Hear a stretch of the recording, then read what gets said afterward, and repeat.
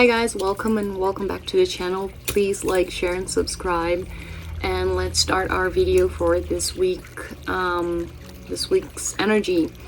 I apologize if you watched the shorts last week. I wasn't able to record the video.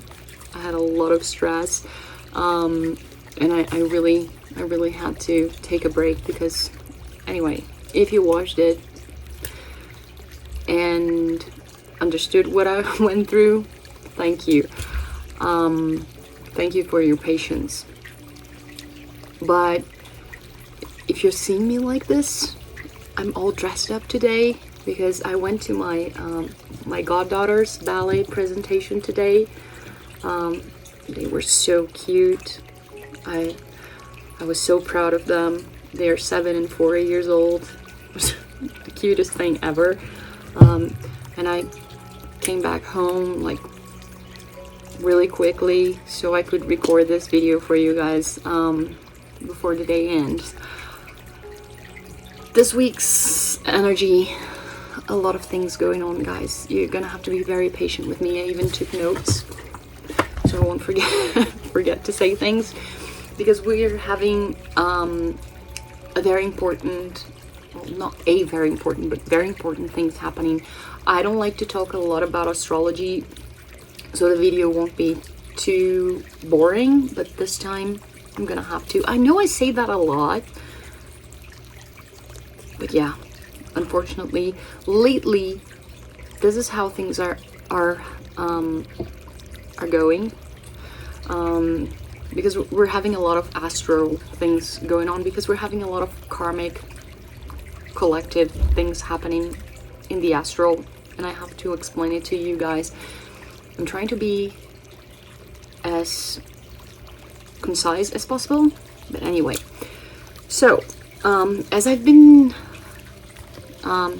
saying in the previous videos, we're gonna have a very important thing happening on November 1st, which is the Mars in Cancer opposition with Pluto in Capricorn. This is gonna be the last time we're gonna have this opposition happening with Pluto in Capricorn, because after that Pluto will never be in Capricorn in our incarnation. So this is gonna be a huge deal. But this week's energy is a very watery energy. We have a lot of water energy happening. And what is important for us to know regarding that is we have to see things this week through the lens of our intuition. Do not try to put logic into things. It's not gonna work. Quite the contrary, is actually gonna be an obstacle for you guys, and it's gonna cloud your mind and judgment. So during this new moon, we have to see things with our intuition. So November 1st, we're gonna have the new moon, which is the sun and the moon will be conjunct. This is when we have new moons. Sun and moons are conjunct on Scorpio at 9 degrees, approximately 9:35 minutes, something like that, on 9 degrees of Scorpio. And alongside of that, we're also still having that great water trine happening in the background that I've been talking in all my previous videos, between Neptune in Pisces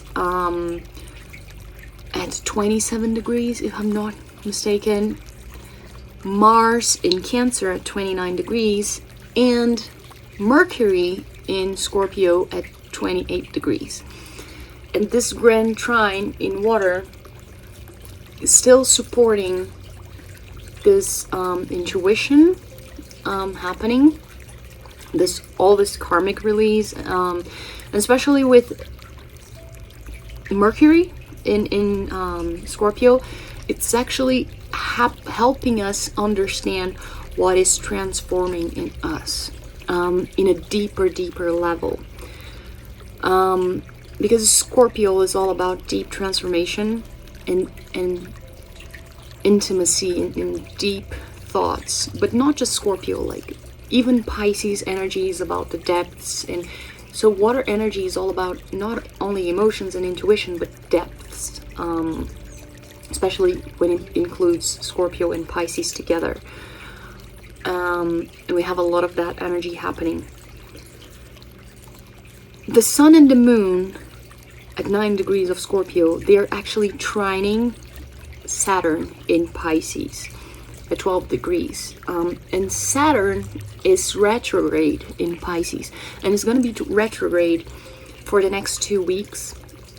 It's only going to be direct on the full moon, which is great because new moons are moons for reflection, are moons for a time out, is when you stay introspective and reflect upon things. It's not a very active moon. It's a dark moon, because you don't see things clearly. It's actually, again, an introspective moon. It's a moon for you to look, to delve into yourself. And Saturn retrograde is actually assisting you in that, has been assisting us with that actually for a very long time, by helping us realizing what we cannot bring with us anymore, and blah blah blah, all of these things that I've been telling us. But now trining the moon and the sun in Scorpio, and this grand trine in water, anyway, all of the things that I already said, is helping us do this cleaning in a much deeper level and rethink about things in a much deeper level. And when Saturn decides to go direct in 2 weeks time, which will be the full moon is, oh, let me open for my cat just a second. So when we actually have the full moon happening in 2 weeks time, full moons are actually moons for action and for clarity, and Saturn is going to be direct,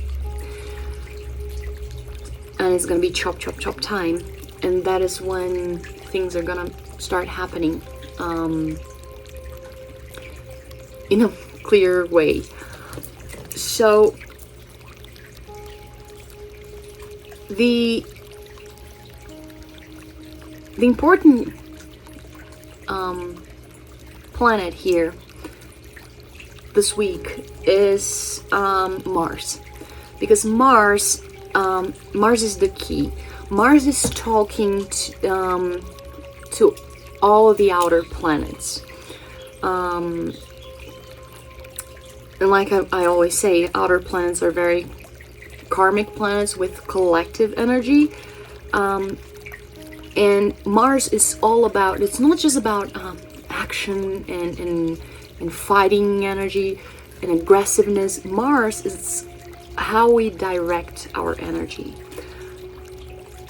and Mars is making it all happen by talking and making conversations with all the planets, and it's making the conversation between the outer planets very personal. So everything that, and that is why we can feel so much, everything that is happening in the collective, you'll probably be feeling, oh, I'm feeling that as well. That is Mars directing your energy in the same way as well. Just like the collective is feeling, you are feeling it as well. And because again, Mars is gonna be opposite to Pluto, sextiling Uranus, as it's been in a long time, trining Neptune, and Mercury in this grand trine. So it's talking to a lot of outer planets. And because Mars is focusing on self-care and the importance of active care, taking active care about us, and Mars is in Cancer. Mars is a very yang planet. It's a planet of very masculine energy, usually associated with masculine energy. And Cancer is the opposite. Cancer is usually associated with feminine energy, especially the role of the mother, because Cancer is a very nurturing sign. So Mars in Cancer with oh my god, just a second. Mars in Cancer with all this conversation happening is redefining the role of nurturing. That is usually reserved to the divine feminine sphere of things, but it's also showing that the divine masculine is capable of nurturing as well, in a different way, but also capable of that. So it is both. It is the role of both parts, both divine masculine and divine feminine, not just one energy. And again, we have both of them, but not just that. Society has both of them, which speaks a lot with everything that Pluto in Capricorn has been obliterating in the past 16 years against patriarchy and obsolete ideas. And Mars in Cancer, which is talking with this Pluto in this opposition as well, in the collective sense, it's telling us, it's blending the two ideas of nurturing between divine feminine and divine masculine, about active care, not only, again, in an individual level, but in a collective level, in a societal level as well, and making us see that all this idea of gender roles apply to everything. And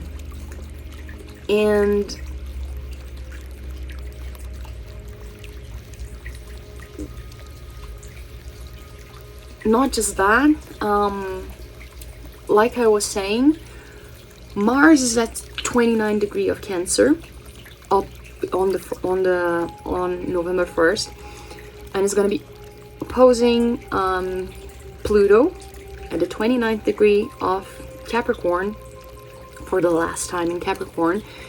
But it's also making a T-square with Juno. For a long time I've been talking about this T-square with Juno. I think in the previous video I showed you guys this T-square with Juno in Libra, none less than Libra, at 29 degrees of Libra. And all these anoretic degrees, 29, 29, 29, it's a lot of accumulated energy, so it's a lot of wisdom about these signs. And we've been working with Libra energy for a long time, especially in the eclipses, working with our sovereignty and our sense of self, especially Juno with this Libra energy. Well, first of all, the Mars in Cancer has been talking to us like the importance of taking care of ourselves and those we care about, because Cancer is all about nurturing those we love as well. Pluto is all about releasing and transforming, especially again in Capricorn, things that are obsolete and don't work for us anymore and are not there to aid our growth, spiritual growth. And Juno in Libra is shedding all of that people-pleasing energy that we've carried through all our lives. And it's all about, and it's adding to this Mars-Pluto conversation, of transformation is like, okay, because Mars and Pluto conversation is all about transforming your life and making your life your own, in a way that from now on you're making sure that you are being a priority and you're taking care of yourself. And again, you're following your own compass, your inner compass. But Juno, with this square, is having a very tough conversation, letting the two know as well that your own desires and needs must be present as well all the time, again, because you shed all the people-pleasing energy, but it is in Libra, so it's not that radical energy of transformation that Pluto and Mars bring. It's, again, Juno in Libra, it's very diplomatic. Juno in Libra, Juno is all about commitment. And Juno is bringing to this mixture the idea of the first commitment you have to have is with yourself. So make sure that you never silence yourself anymore, and you're taking care of yourself in the first place during this transformation, during this release. But most importantly as well is that take into account the people you love, especially our most committed relationships.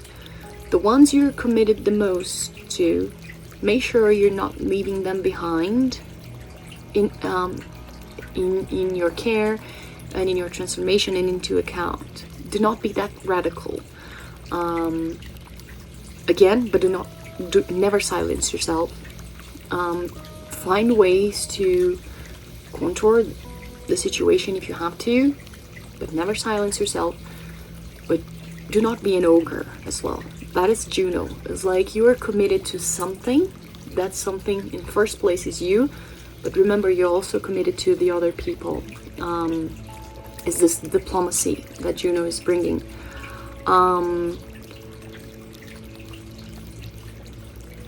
And one thing that is important this week to know,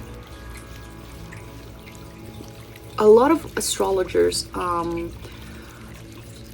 gonna be talking about, like, because it's Scorpio energy, it's very deep, and we're gonna have to dig very deep into our souls and a lot of self-work and shadow work and transformation. I don't agree with that, to be honest. I think we've passed that. We've been through that already. I feel like this week, with all the configurations we have in the sky, and not just the configurations, like even the energetic feeling, because I'm all about energy and all about that. Again, I don't like just to stay in astrology, restricted to astrology. I feel that this week it's a very Phoenix type of energy. It's not about going to our depths, because again, Scorpio is very deep, Pisces is very deep, a lot of unconscious and subconscious mind and shadows and all of this, and Cancer with a lot of care and feelings, a lot of intuition and emotions happening because of the whole water energy this week. I don't feel like it's going to our depths to stay in there and do self-work. I don't feel that this week. There's no need to be stuck in there. I feel like this week is for you, yes, to go to your depths, but to literally see how much you've grown, how much you healed, how far you've come. Again, instead of staying in there, in the bottom of the well, just digging and digging and digging deeper, or doing cleaning, whatever. It's looking through every corner that you've already cleaned, looking into your scars and into the corners and seeing like the drawings that you made in the bottom of the well, and taking note of everything you've been through, ever since your childhood, your teenage years, your adulthood, and all the traumas you've been through and you've conquered, and all of the things that made you who you are today. Because again, we're still being supported by that great water trine, especially with that Mercury that is making us understand what is transforming and why. With that great understanding, karmic understanding with Neptune, and the Saturn retrograde again, trining the sun and the moon, helping us release. It's like we go into our depths, and we see everything that happened, and it's like it doesn't matter things that didn't work or things we didn't heal. We just release. That is why it's the Phoenix. It's like, yeah, there's no more work to do here anymore. Just let go. It's time for me to be reborn, you know? And I feel like I even mentioned that in my Brazilian video, in the Portuguese version that I recorded previous to this one, that I feel this whole month an energy of the Five of Cups, but it's not a very Five of Cups like the ordinary Rider-Waite Five of Cups. There is this tarot, I'm looking up because it's right there in my bookcase, the Wild Unknown Tarot by Kim Krantz. The Five of Cups in that tarot deck specifically is a little horse that is very sad, and it's like with its head bent like this, and it's incredibly sad. It reminds me of Eeyore from Winnie the Pooh. And for me, because usually the Five of Cups is associated with the idea of crying over spilled milk, but it's like being sad and reminiscing about something that you should have long let go. But that specific card from that specific deck, it doesn't have that energy for me. And that card, again, it's Eeyore from Winnie the Pooh. For me, it's like this melancholic feeling of, oh well, you know, and I feel this whole month has that whole energy of you looking, there's this sadness of you looking through things in your past, again, your scars in the depths of your well, and seeing everything that you've gone through. And a lot of the things you're gonna see are not nice, are not beautiful, and you're gonna see them and you're gonna go like, this was bad, this was really unfair, this was not nice, but that's what we have. And there's nothing I can do about it anymore. And not just that, that is what made me who I am, and I'm here thanks to that. So there's only way from here, there's only way out from here, and that way is up. There's no use for me to linger in this place anymore, in this bottom of the well anymore, trying to fix this or trying to transform this. A lot of things I just have to let go. That's it. There are some things that are not worth the time or the struggle or the headache, the effort, the energy of closure, to be honest. And you're reaching that conclusion this month. You're like, oh, just, yeah, so what? It wasn't fair, it was this and it was that, so let's just move on. It doesn't matter anymore. But yeah, but I acknowledge it was hurtful. It wasn't fair. You're not pretend it wasn't. Just to be, oh, so grateful, thank you, that happened to me. Oh no, it wasn't that bad. No, that's not gonna happen. It's gonna be sad, it's gonna hurt. It's like seeing the naked, bare naked truth in front of you. And it's like, okay, but okay, let's just move on. It's time for me to transform. It's really time for me to transform. It's show time. You know, when, I don't know, you have to be on stage and you see yourself on a costume and there's makeup and someone is like, oh, but your head is a little crooked and you're missing a button here and people are like 10, 9, 8, 7, 6, 4, it's almost time to go to stage and someone is trying to fix something. You're like, just forget it, it's showtime. It's like, whatever, I'm ready. These are minor details that are only gonna like delay me. They're meaningless. I'm ready to show to the world who I am. That's it.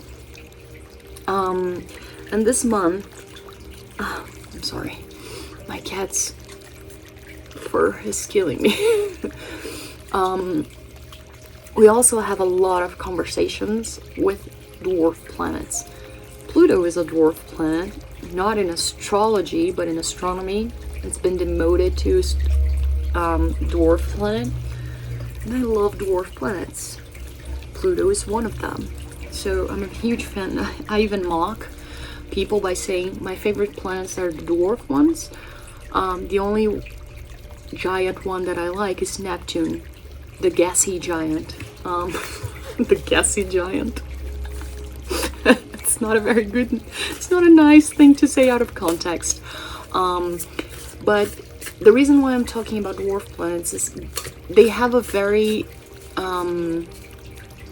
big influence in our lives in a cosmic level, in a more galactic, collective, conscience type of way. Of course, they influence us individually because of that, but they have a lot to do with Earth's awakening, and therefore our own. It's a very karmic thing.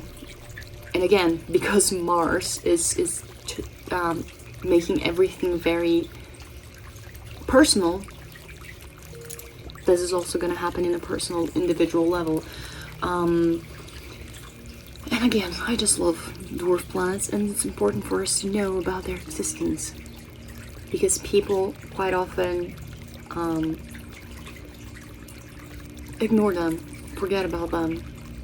Anyway, we have some dwarf planets, and I took notes, like I said, because there's a lot of things this week. Otherwise, I'm gonna forget.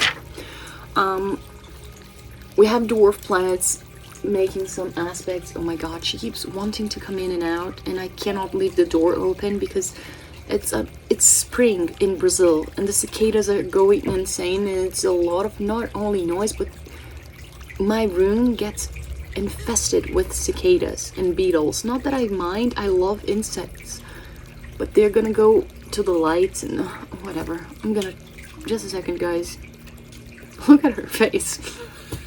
How can I say no to that? She's so damn cute. I cannot. I'm horrible with animals, guys.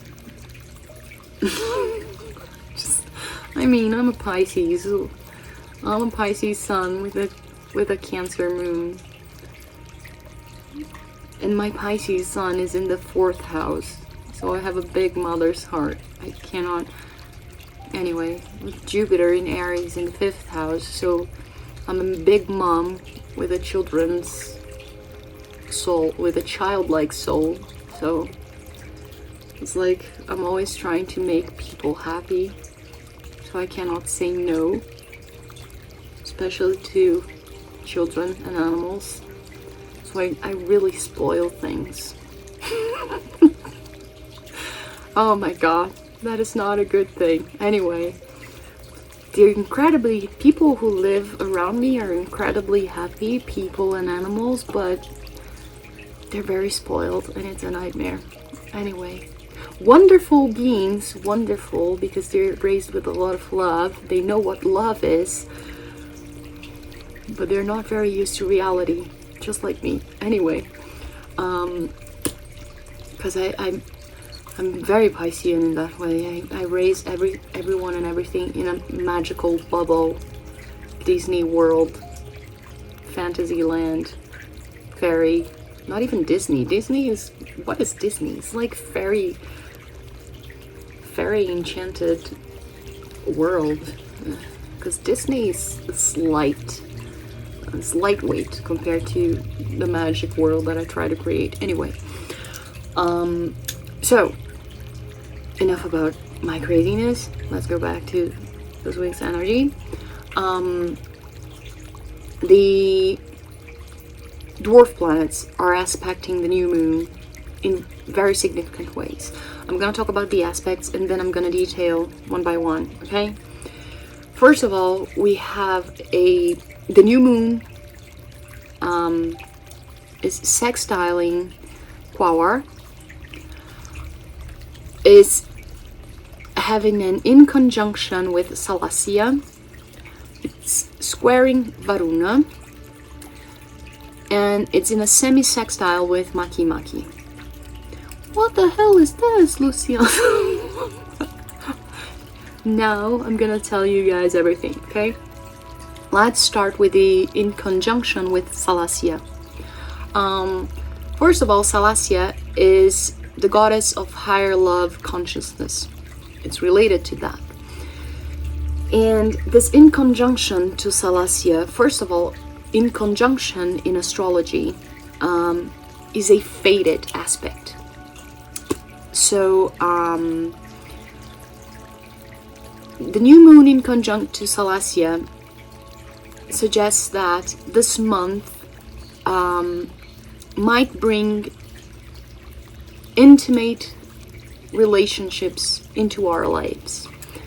And these relationships, or the lack of them, will have a deeper meaning in our lives. They're really gonna stand out. They're really gonna leave a mark. Again, they're gonna mean something because it's in conjunction. They're fated. It's in our karmic contract. They're written in the stars. What a beautiful thing. I just love it. Especially because it's Salassia. I love Salassia. Also, Salassia brings us adds to this a sixth sense of our progress, so we can map out our progress as well. So this whole Scorpio thing that I said of us seeing how much we healed and all of that and blah blah blah, Salassia brings another layer of depth to this intuition, to see our progress, because Salassia has a characteristic of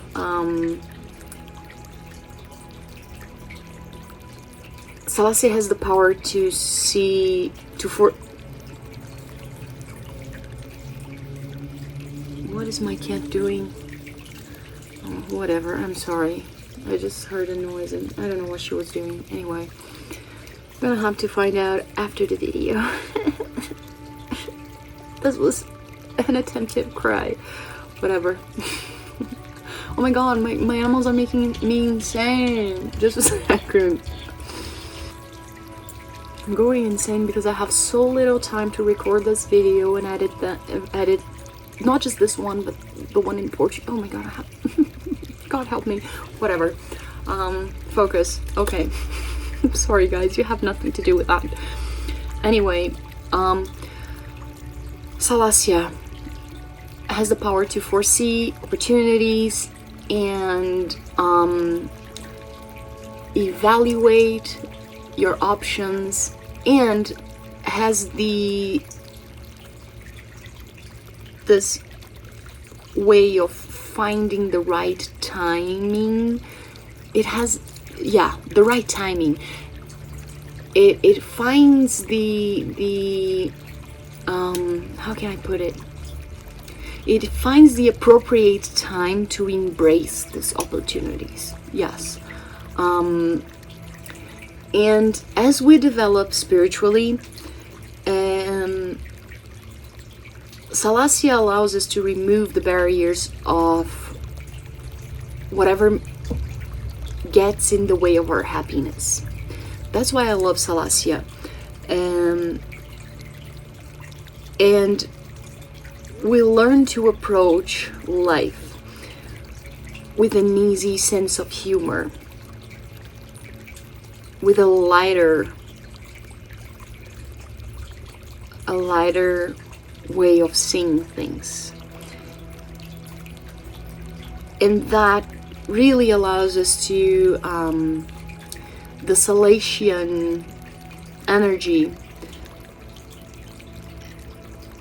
when it's spiritually developed,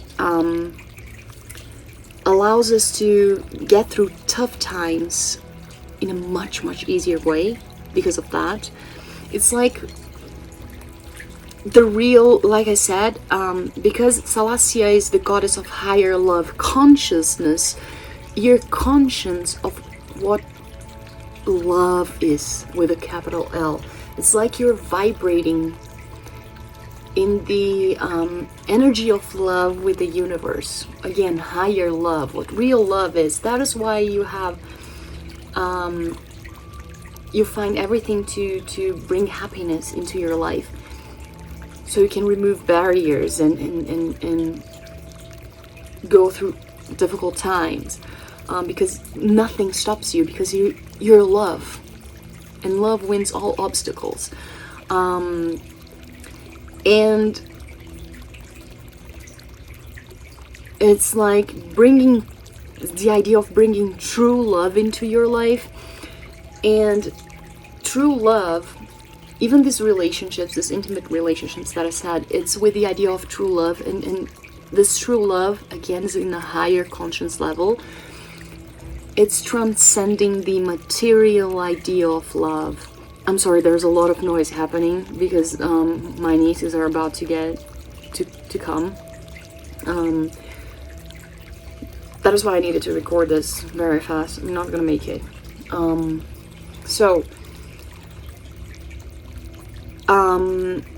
Where was I? Yeah, we have to transcend the idea of material love that we have and connect with the idea of psychic love, this love that dissolves. And again, it's connected through the energy of the heart and expands and penetrates into everything and everyone. That is Salacia. And this month, if we learn to do that, it kind of develops a self-protective quality that the more we can take ourselves lightly and the more we decide to take these barriers off that keep us away from happiness, the safer we will be. Things will happen in an easy, it will flow easier in our lives. And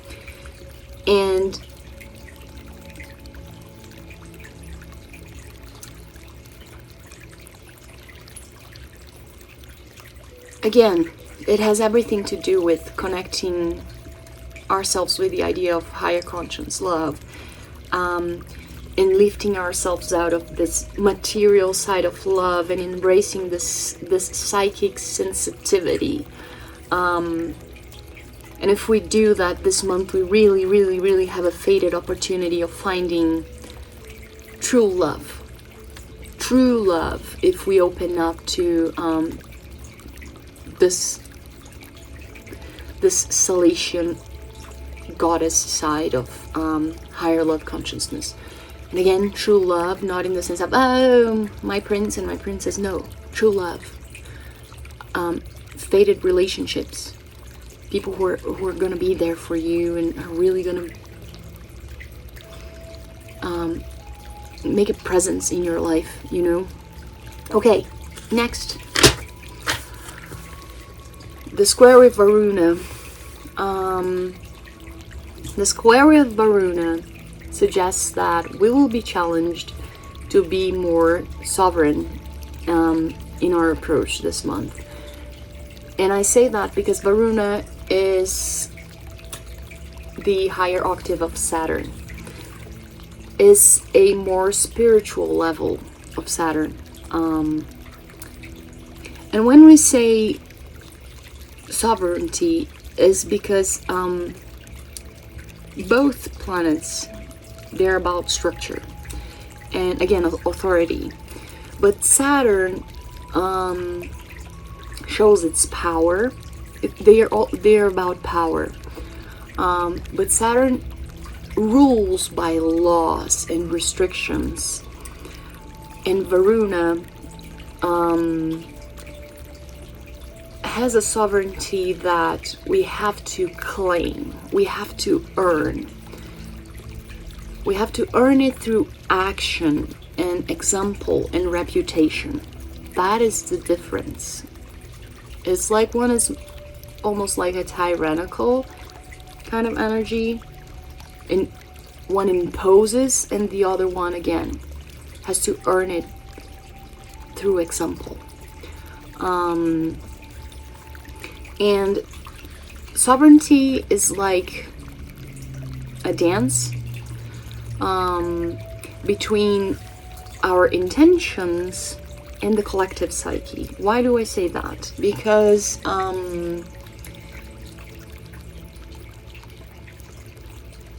it's not enough for us to want something and claim it, because we can do it again, just like Saturn, by imposing laws, by imposing rules, imposing. We have to claim it, but the other side has to agree and allow to give it to us as well. So it has to be this mutual agreement. Again, it's a dance. It's this accordance between the two parts. It's this recognition. There must be recognition from the other part. And over time, we gain notability for our work.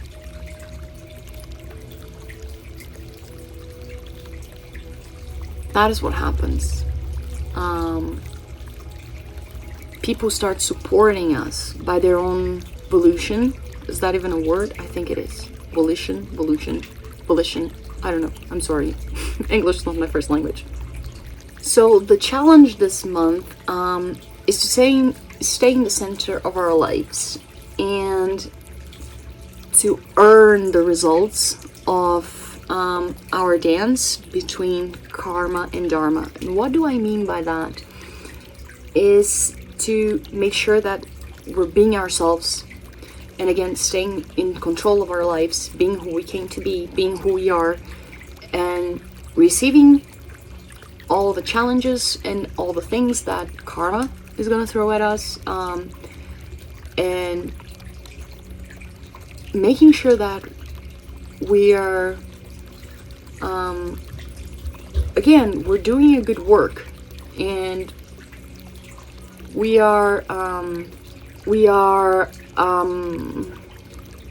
sorry, I'm getting very distracted with the noise. Making sure we're being true to ourselves and being honorable with the challenges that karma throws at us, and staying as close to the path of dharma that we can. And this will help us develop our inner authority more and more along the way this month. And especially compassion in action. That is a key word. What do I mean by compassion in action? When we understand what it's like to go through challenges, we become humble. That is why it's inner authority. We know how things work and we know how hard things are to stay in our course and to remain strong and to stay who we are without deviating no matter the challenges. So we become compassionate about us, and we learn to forgive. We learn to forgive the mistakes much easier. Not only our mistakes, but other people's mistakes, and we're much more willing to help. And again, because of that, we become more charismatic, and it's easier for us to gain support, but naturally. It's not forced, it's earned. Again, it's earned. It's a leadership type of energy. Again, it's inner authority. It's a sovereignty. And because of that as well, when you do that, you can this month experience some kind of revelation, because you're accessing places that you didn't before. Again, you're going through challenges in ways that you might haven't experienced before. And not only that, accessing other people's energies in ways that you haven't before. People reacting to you in ways that they haven't before. Another aspect from another dwarf planet is the new moon sextiling Quawar. And Quawar is a agender, non-gender. Is it how they say it in English? I don't know. I took note of that in Portuguese. I think it's non-gendered, agender, whatever. Either way, I'm sorry guys, I'm not very familiar with this new kind of language thing in different languages. I'm sorry. Forgive me. Forgive my ignorance. Non-gender / agendered deity. And it's related to spirit consciousness. And Quawar, it's a deity that the myth of Quawar talks about a deity that sings and dances the world into existence. It's a very bright and beautiful myth. I suggest you guys go after it. It's a very quick read. I'm not going to talk about it here because time, and I'm going insane with the noise in my house and the time ticking. Anyway, but I'm gonna be a mom for a whole week. My goddaughters, they're gonna be staying here for a whole week because my sister has to go out of town with her husband for work, and I'm gonna have to take care of them. So that is why it's a lot of noise, and I'm gonna be away for a while because it's gonna be hardworking. Anyway, and Quawar. Anyway, where was I? Quawar Smith. Okay, yeah. Quawar is sextiling the new moon. And remember what I said. Quawar sings and dances the world into existence, the universe into existence, really. And what does that mean, sextiling the new moon? Sextile is a very positive aspect in the sense of it's a very quick, it's almost like a quick talk. It's a communication that happens very fast and very amicably between two planets. And this sextile literally means bring spirit into your physical life. This is what it means. So find a way to bring activities that enrich your life with spirit this month, either through song, dance, yoga, walks in the park, sport, I don't know, planting, gardening, cooking, whatever makes your frequency go up, elevates your frequency, that makes you feel like you're actualized, that puts you into a state of creation, of creativeness, that makes you feel like a creator, just like Wower, dancing and singing the world into existence. Because when we say like, oh, be creative, people often associate with painting and dancing and singing, and some people are not into that. Some people are like into reading or being with animals, or so something that puts you into the again, into this state of self-actualization, of feeling like you are a creator on earth, that you're feeling like, oh, this is my energy being put into the world. I feel actualized. I feel alive into this. Because this month, the more you can make space for your spiritual practices, again, this is very important, the better things will go, the better things will flow. Because Quawar is the higher octave of Jupiter, and Jupiter is usually associated with faith, expansion, and luck. But Jupiter's luck is almost like this dumb luck.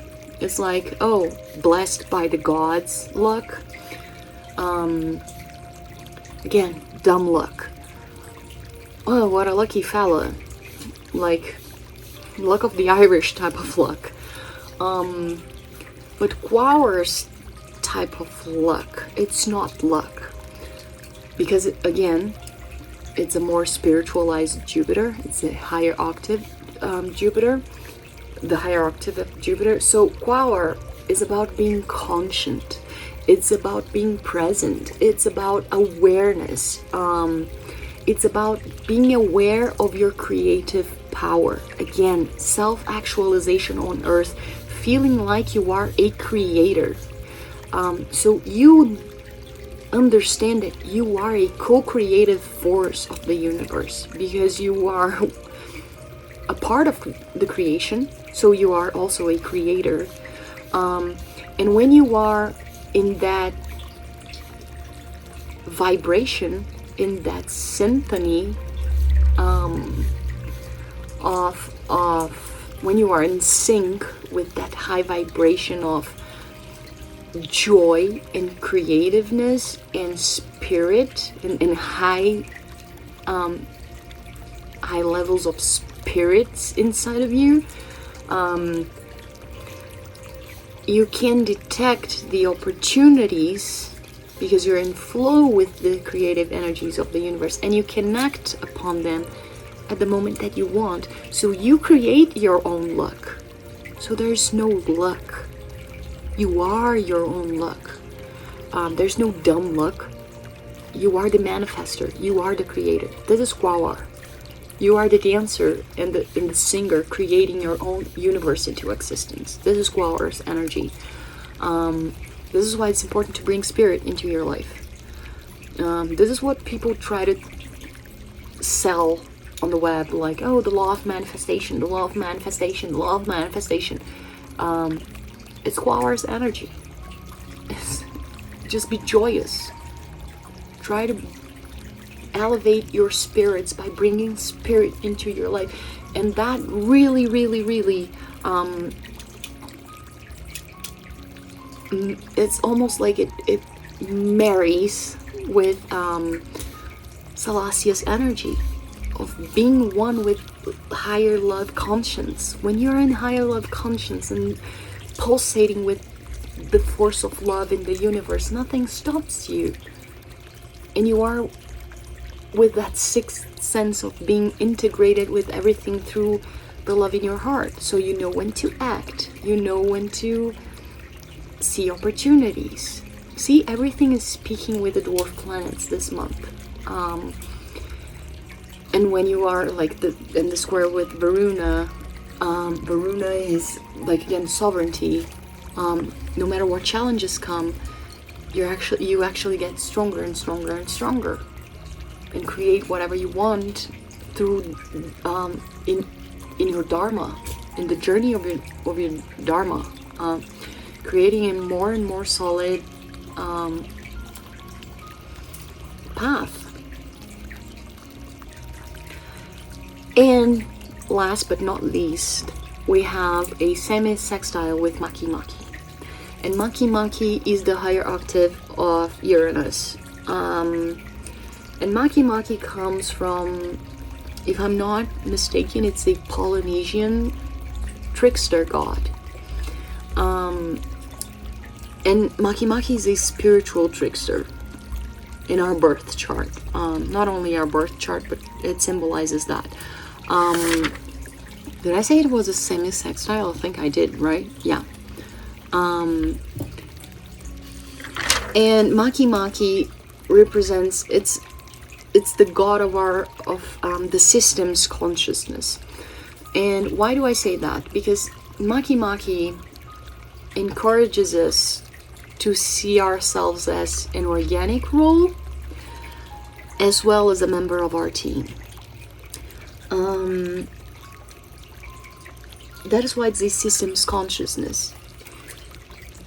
It is a higher octave of Uranus because, again, we have Mercury. Mercury is all about exchanges and communication, and then we have Uranus, which is a higher octave of Mercury, which is all about exchanges and communications, but with the astral plane, with a higher mind, with a higher self, with something bigger. And then we have Maki Maki, which is the higher octave of Uranus, which is exchanges and communications with bigger systems, which allows you to see not only the bigger conscience, but the little conscience in the bigger conscience, so you can understand where you fit in that and what role you can play in each situation. I like to say that Maki Maki, you know that a character from X-Men, Nightcrawler? For me, Maki Maki is like him. It's like you're here, and then you're there, and then you're there, and then you're there. It shifts and changes to fit wherever it needs to be because it understands the whole room. It's almost like a Rubik's Cube. It knows the whole cube and how it has to present itself by the end, but it also knows all the little parts and all the combinations, and which part is what, and it knows how to configure everything, and when you have to be the red square in the side and the yellow one in the side. Maki Maki is it's a very fun energy, a very loony energy. I love Maki Maki, as you can see. It's a very complex but yet awesome energy. So Maki Maki tells us that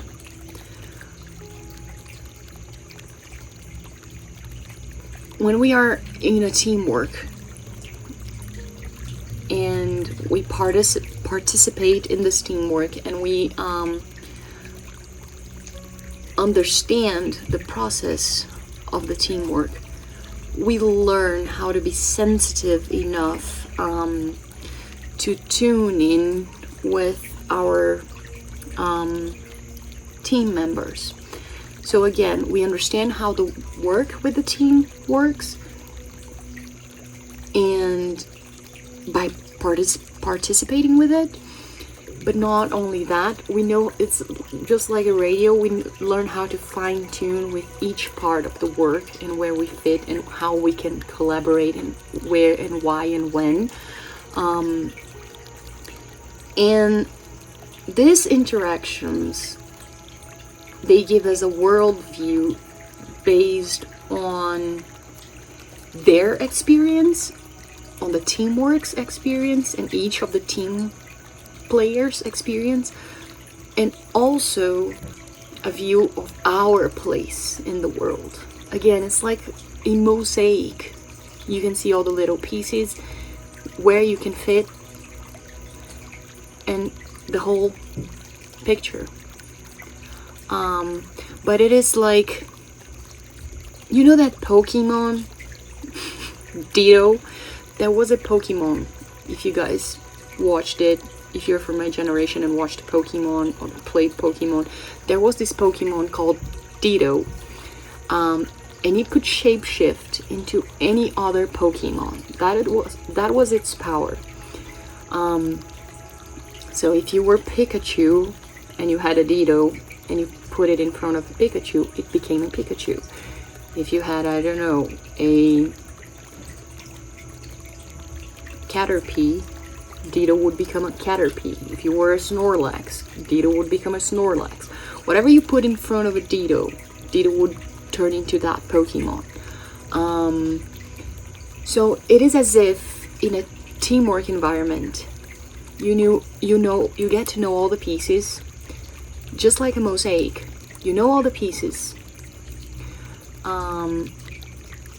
You know where every piece goes, what the whole picture in the end will be, but you are a piece made of Play-Doh, and you can adapt to anywhere you need to be in that mosaic, in any situation, in any color, because you can see the whole thing. This is Maki's energy.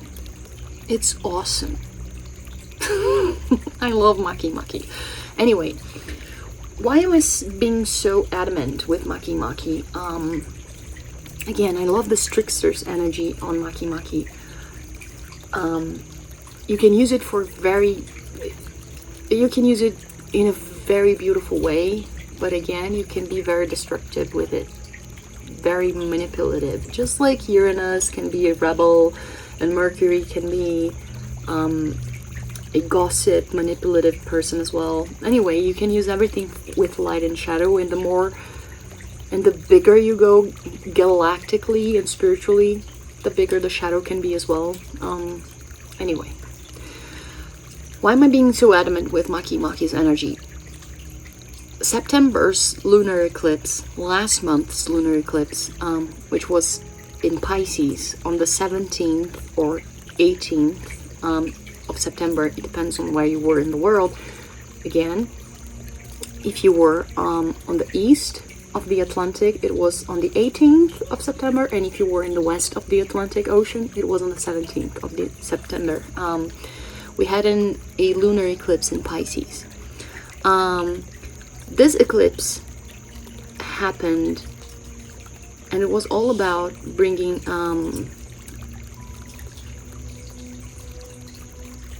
awakening our spiritual life. And anyway, I already talked about this eclipse in previous videos.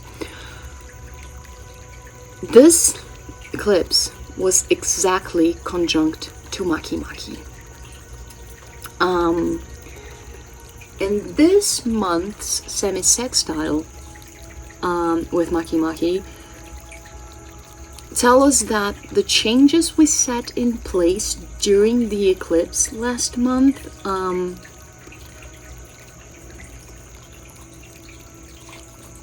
to enrich our understanding of the world will be playing off this month. And what do I mean by that? Again, when we're dealing with Maki, there's this trickster energy. We have two ways of manifesting Maki energy in our lives. In a teamwork environment. Again, Maki has this thing of participating and understanding your work in a teamwork environment, so you can see where you fit. So there are two ways you can manifest that. because it's a systems consciousness. This is what Maki Maki represents. You can either play it safe and hide in plain sight. Again, I'm sorry, let me repeat that because there was a lot of noise. You can either play it safe and hide in plain sight with Maki Maki's energy, or you can stand out from the crowd and decide to play your part in the bigger scheme, in the bigger scheme of the collective, in the world, and show what you came for to be.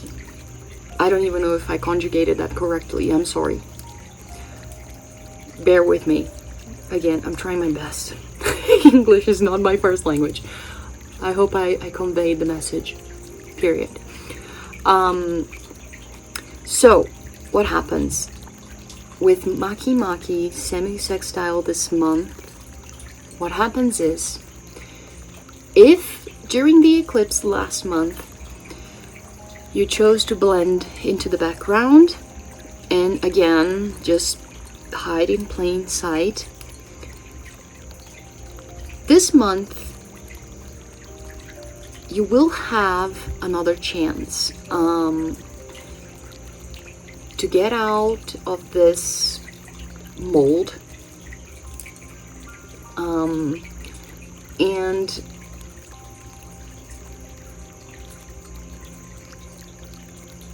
to experience, again, to participate into interactions and try to see where you fit, to do all the Maki Maki work all over again and discover what you have to do.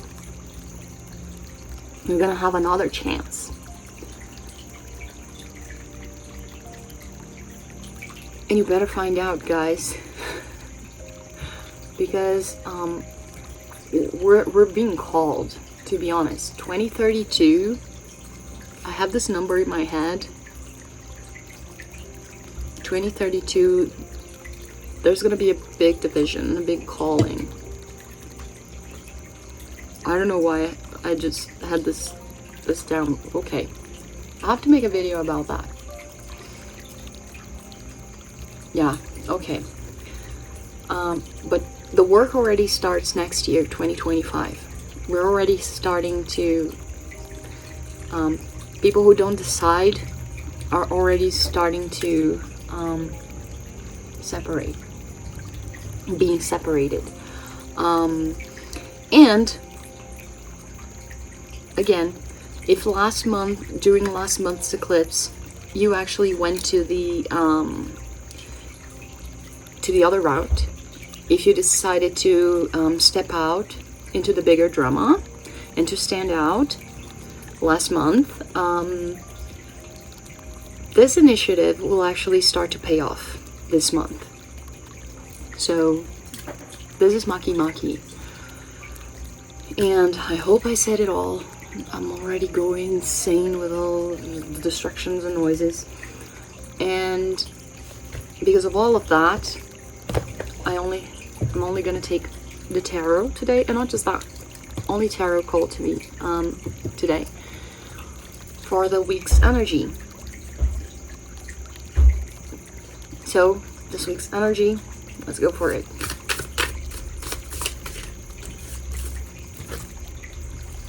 We have the Fool. I love this card. Again, guys, brand new beginning. What I feel about the Fool is one thing that I said in the Portuguese video that I completely forgot in this video.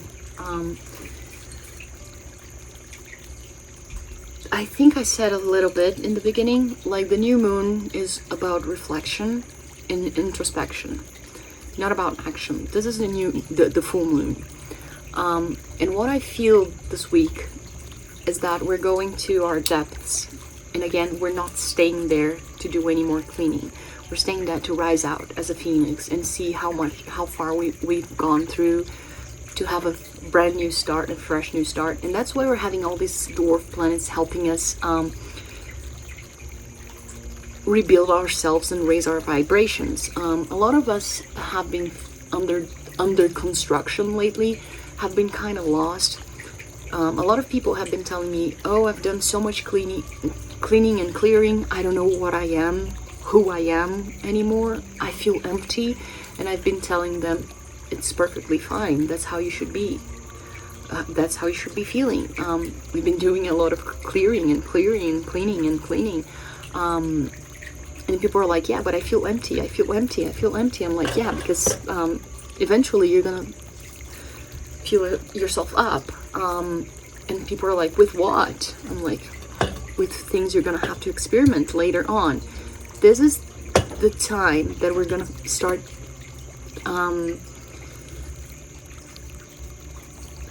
experimenting. Not too much, but start. Because what I feel is that we're at the depth of the well. Like I said, we're going very deep, and we're again looking at our scars, the little notes we took into the bottom of the well. You know, when people that are in prison, they do like this little things on the wall.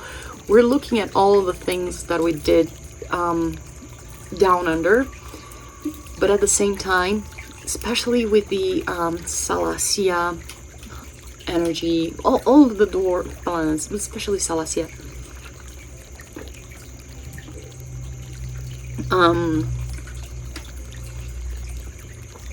we are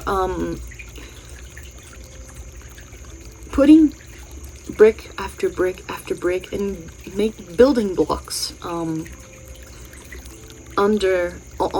top of each other in this well, and we are cementing it and making it solid, and we're going up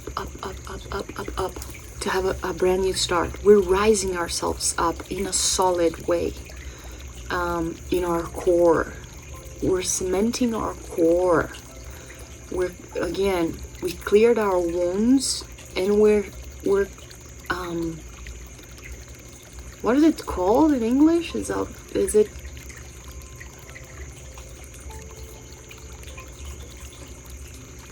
I don't know.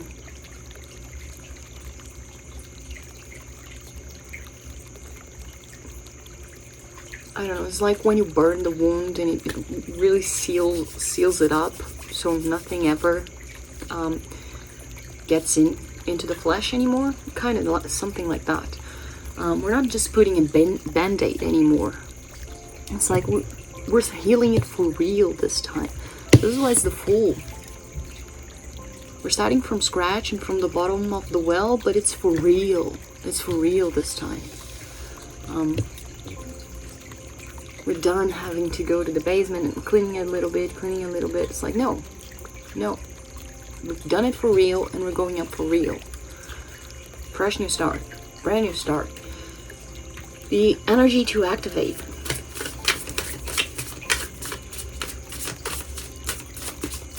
And again, the Fool has a lot of optimism.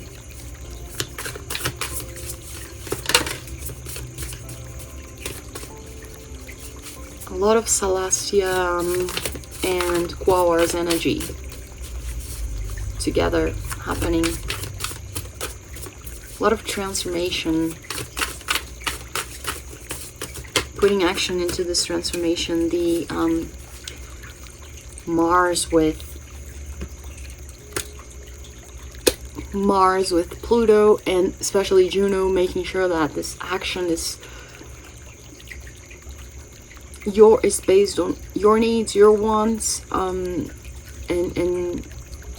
taking care of yourself,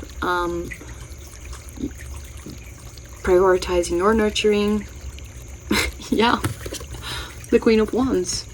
Exactly what I just said. You. My needs, my wants, taking care of myself, my power, my sovereignty. Look at it, her crown.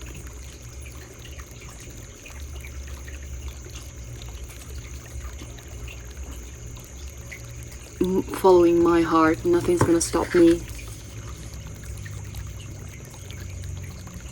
The Queen of Wands is full of life and it's very creative. Again, a lot of flowers energy, full of passion.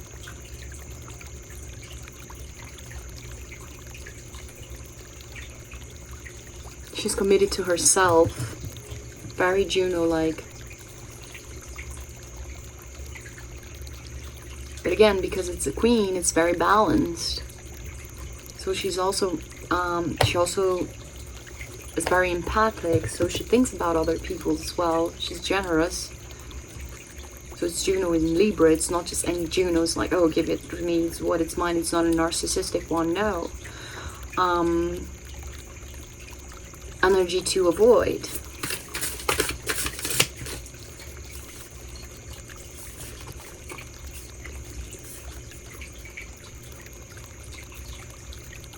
Actually, I had like 3 cards that fell, and I asked myself in my head, should I take all 3? They said no, put them all back. So I'm gonna keep taking. Okay. Okay, 2 cards. They're saying, okay, take the 2 of them.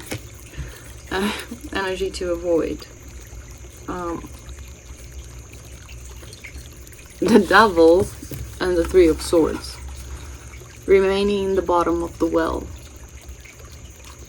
Remaining in sorrow, remaining in pain, remaining in past hurts and things that still bring you down and chain you to your pains and to your past and to things that you should have let go a long time ago, and things you know that don't work for yourself anymore and only delay you, and again anchor you and chain you to the bottom of this well. Avoid that, guys. Let that go. It doesn't work for you anymore. It's a fresh new start.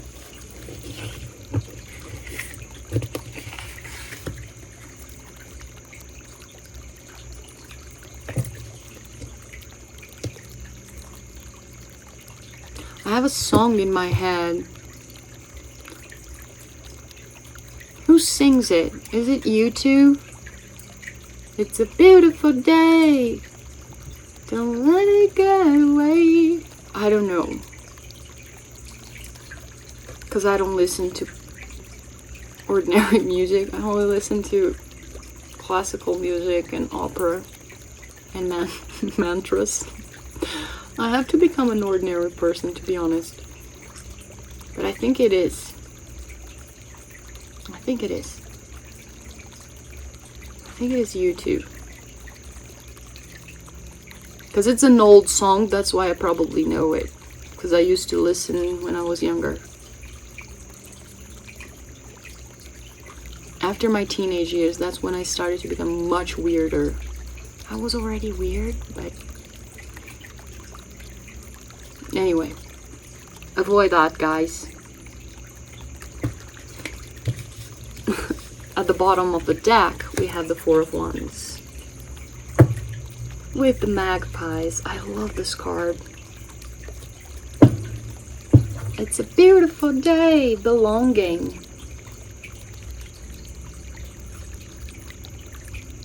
Four of Wands, it's Venus in Aries. And 4 of Wands, I always associate with a dance. That is why it's Venus in Aries. It's taking the initiative of showing the passion towards what you want. And that is why it's a dance. And it's like belonging. It's when you want something, take the initiative. Because Venus in Aries, I don't know if you guys know people who have Venus in Aries. They wear their heart in their sleeves. It's like, if I want something, I just show it and I go for it. And I want it with me. I bring it with me with passion. And I live for it. This is why it's like belonging. I want that with me. And again, oh, I'm starting to get emotional. It's that Salation energy of having faded, beautiful faded things and fated people in true love, love with capital L, from life, love from life, waiting for you guys. Beautiful things waiting for you on the horizon. It's beautiful, guys. It's beautiful. And I love this card because it's the fireflies and the magpies. Magpies, it's like they're always laughing. For me, magpies are like crows, but with a good humor. And crows, they're like wise, and they bring omens, and they see the future, but they're very mysterious. And for me, crows only tell what they see and the secrets to people who take them seriously and are willing to listen. While magpies are a species of crows, but magpies for me, they're like ladder crows. They're just so happy and content with what they foresaw, that they cannot hold for themselves and hold inside of them, that they just have to let the whole world know. So they're like, yep. That is the difference for me, and it's like that. That is why I love that she chose the magpie for the Four of Wands. It's because they wear their heart in their sleeves as well. It's like, oh, I saw that. Did you see that? Yeah, that was awesome. And I la la la la la la. It's like they cannot hold back.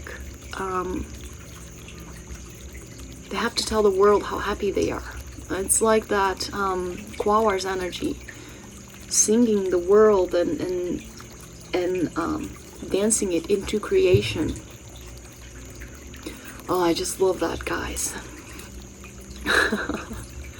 And I'm getting very emotional as well because I love this time of the month. A lot of people love it because of Halloween and the whole symbolism of Halloween and blah blah blah, but for me it's not because of Halloween, because I'm from Brazil. I mean, we don't have Halloween here. We didn't used to, but it was kind of exported to here, like cultural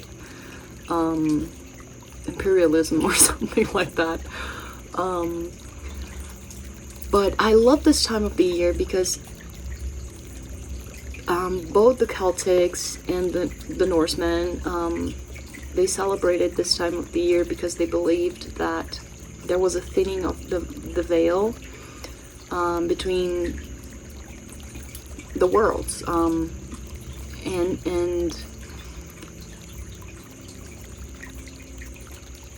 like the Celtics, they called it Samhain, and the Nordics, if I'm not mistaken, they called it Veternetter.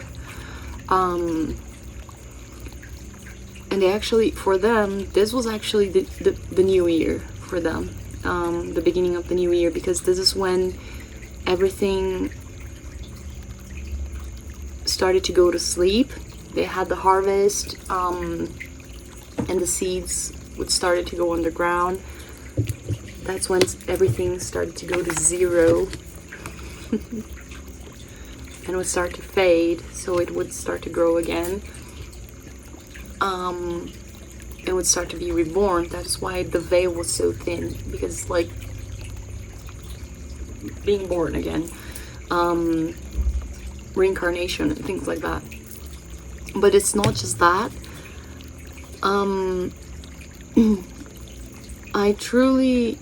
I actually talked about that in the Brazilian video, that apparently all these traditions, like I think it was the Norsemen that brought the tradition of when they went to the Isle of Men.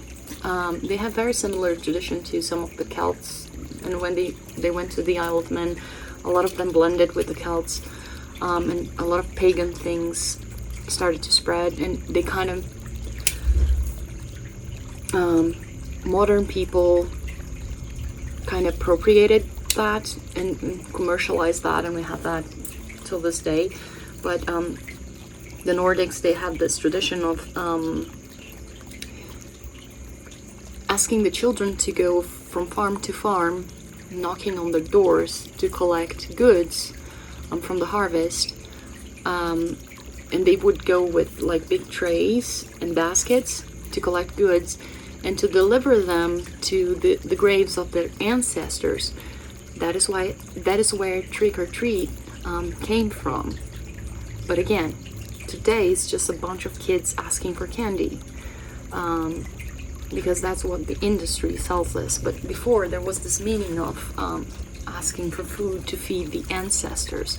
We have in Mexico, we have Dia de los Muertos to honor the ancestors. The Celts, they also had rituals to honor the ancestors. There's all sorts of rituals and things honoring the ancestors, and they actually the whole pumpkin carving thing. The Isle of Man, they used to carve turnips to because the veil was thin, especially on October 31st. They believed that there was a Hallows Eve. That's why it's called Halloween. There was no veil at all. That's why the spirits could cross like freely.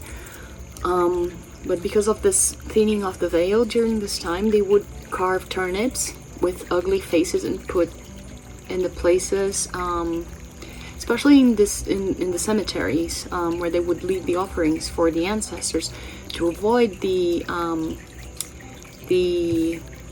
not just the cemeteries, but the burial graves, burial mounds. There wasn't just graves, there were mounds as well. They would leave it there, the turnips with the ugly faces, to shoo the bad souls, the evil spirits.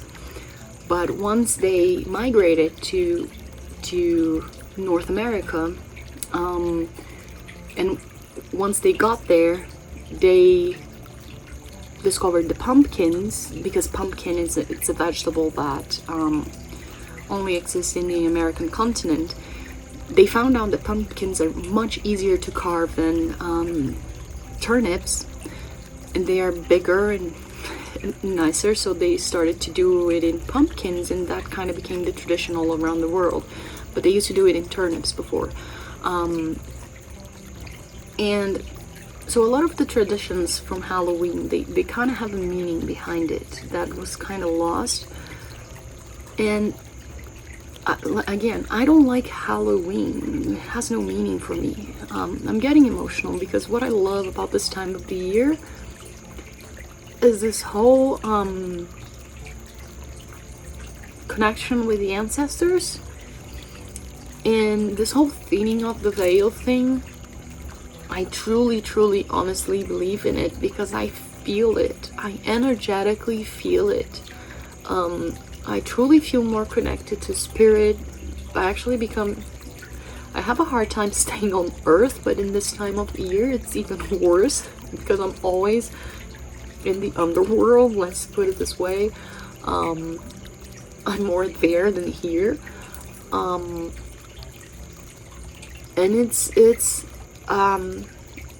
it's a beautiful thing because I feel like we feel life in a.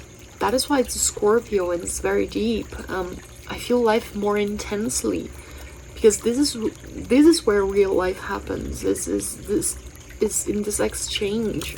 We're not separate. There's no separation.